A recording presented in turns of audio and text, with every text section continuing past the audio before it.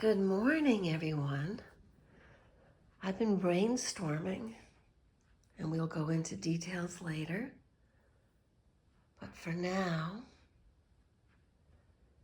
it's a overcast, rainy day here in the Cat Sitting Diaries. And this is starring Simon. He's no butler. He's the boss of the house. And this is Ricky. Ricky is a very sophisticated cat. He's an indoor-outdoor cat, and boy, was he grumpy yesterday. There's an expression that lets sleeping dogs lie. Well, it's equally applicable to cats that really prefer to be outdoors, such as him. Or is that pussy over there? He is wearing a tuxedo for a reason. He always looks his best. He's my little morning furball alarm clock. Yeah. So it's nice to have friends that are artistic and have their own sense of how things should be. I was drinking out of the bottle. Grab a cuppa, and let's have a chat. I am going to introduce you to what I'm looking at and what's going on in the mind of yours truly, because of this little Debbie tropical storm we've been having. I've been able to have time to just chillax and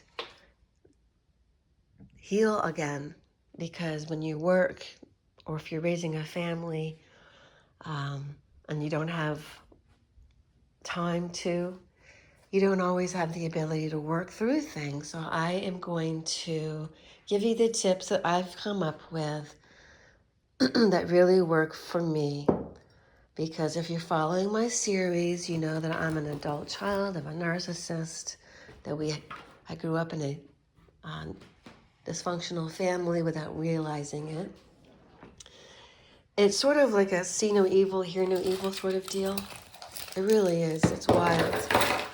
Because it's the behavior of the narcissistic parent. It becomes normalized. All right. So, yeah. There it is. You become kind of like that. That's what happens. It's crazy.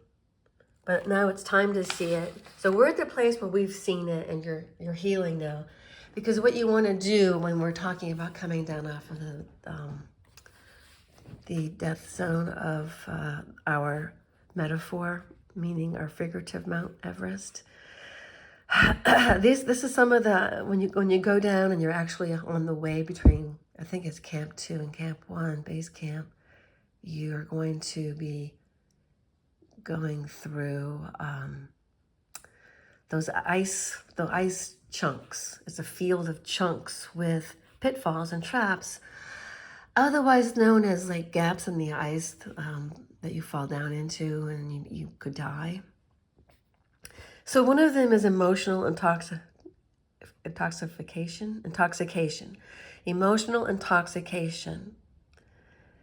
And that's meaning if you binge watch too many YouTube videos, there's a certain amount of video watching you have to do when you discover what you're up against, and that's it needs to be a repetitive thing. The way you unbrainwash is to brainwash yourself in the opposite direction. So it's not fighting the current, it's going with the current. So for instance, okay, oh goodness. That was a good one.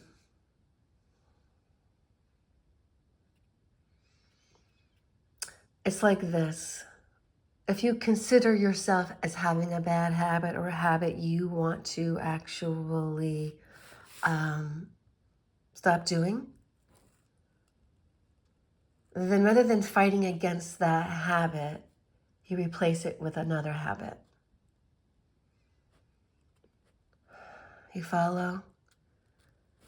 So it's rather than fighting smoking, for instance, a person would light incense, or they would take up a daily habit of jump roping and make observations. So this is all about being all that you can be and really learning to love yourself and loving your creator, because life, it's so profoundly a gift.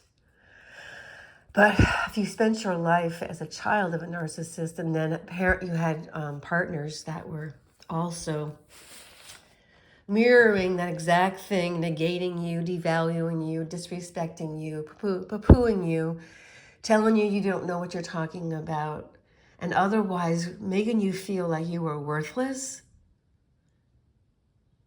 now that you no longer have that, you have to build yourself because you were cheated of that development. So that's the things that we do. And this is the things that you do going through your head. 3 to 5 is an initiative versus guilt. So in other words, I want to learn in this area how to be a little girl that plays well with others, but then to not become a doormat so that I let others just walk all over me in the playground. You know what I mean? So in this age group, I was negated. So I was already negated. So I feel guilt. There's a feeling of guilt just for your existence, just for having initiative. And then here, industry versus inferiority. These are Erikson's stages.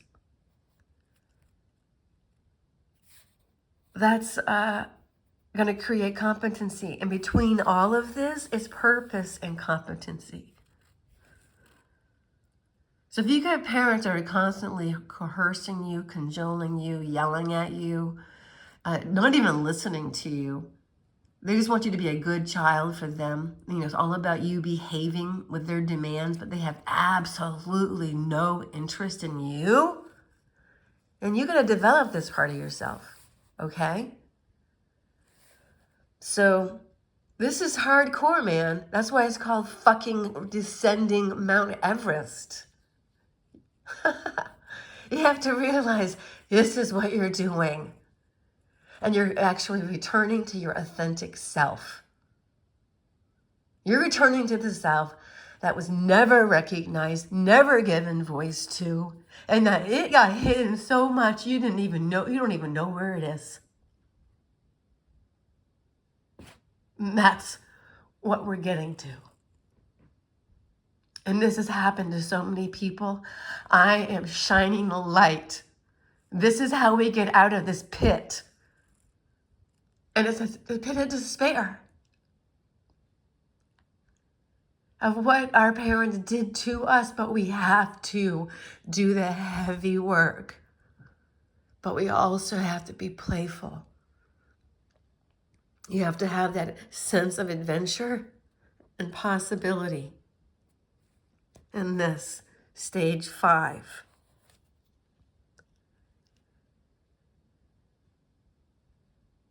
It's where you also, in addition to your identity and role and your place,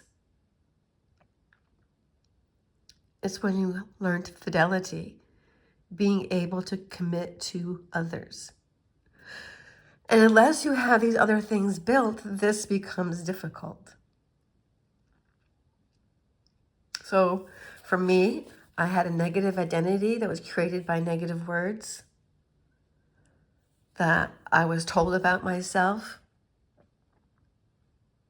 In my book, The Girls, I talk about how I was told I had chicken legs, and it took a foot fetish guy coming in and telling me how beautiful my legs possibly could be because my toes were nice, and he tipped me to take off my leg warmers. I always wore leg warmers like a person in the dance school. And it also helped me ease the sense of not really shame, but in our society, I learned that if you're a stripper, the men actually try to get you to have sex with them or perform sexual acts. And they say, what part of dancer don't you understand? I dance. I don't do sexual acts. It was crazy. So I've been there. I know what men are like because I've been an adult entertainer. All of that came about age 22. It was very difficult. So you want your children, your daughters to grow up to be strippers, parents? So that's a little bit more about me. We'll go into it another time. But if you go to my channel and click on it and just look at other videos and look at the age. You know, we're in 2024 now. A lot has changed in 10 years. When I first started doing videos. So what's really important when you're healing and learning to be alone for the first time, that is important. I call it flying solo. It's a scenic overlook and a loving opportunity to see who you really are. Yeah. You have to do all of this discovery because this was all cheated from you. So that's the heavy lifting.